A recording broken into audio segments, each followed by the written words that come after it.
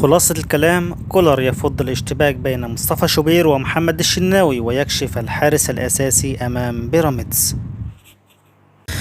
استطاع الفريق الأول لنادي الأهلي أن يحصل على 3 نقاط غالية بعد الفوز على طلائع الجيش بهدفين دون رد في المباراة التي أقيمت يوم الاثنين الماضي ضمن منافسات الدوري المصري. وقال مارسيل كولر المدير الفني للفريق الأول لكرة القدم بالنادي الأهلي: سعادته بالفوز على طلائع الجيش في المباراة والظهور الجيد للفريق الأحمر خلال الشوط الثاني.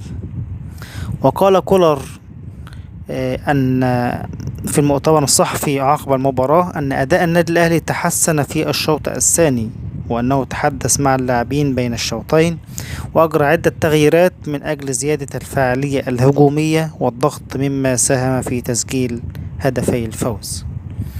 وأضاف أن مصطفى شوبير أدى بشكل جيد وأنه يعود أن يشكره على هذا الأداء خاصة في الشوط الأول، لأنه حافظ على نظافة شباكه بتصديه لعدة محاولات من المنافس. وعن غياب محمد الشناوي ومحمود كهربا قال مارسيل كولر إن كهربا خاض عدة تدريبات منفردة لمدة أسبوع، ومن الصعب أن يشارك في هذه المباراة.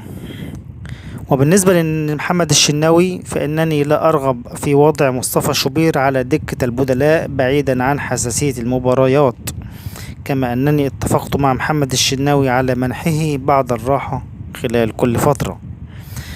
وأوضح المدير الفني لنادي الأهلي أن محمد الشناوي سيكون الحارس الأساسي للأهلي في لقاء بيراميدز القادم، كما أبدى سعادته بمستوى وسام أبو علي وتسجيله الأهداف، مؤكدا أنه ينتظر منه الكثير والكثير.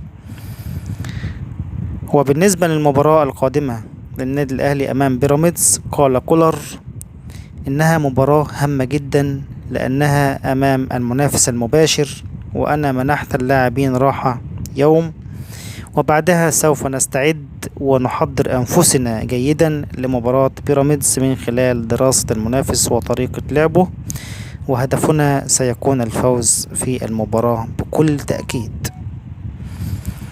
لو عجبك الفيديو اعمل لايك وشير علشان يوصلك كل جديد في جديد أخبار النادي الأهلي.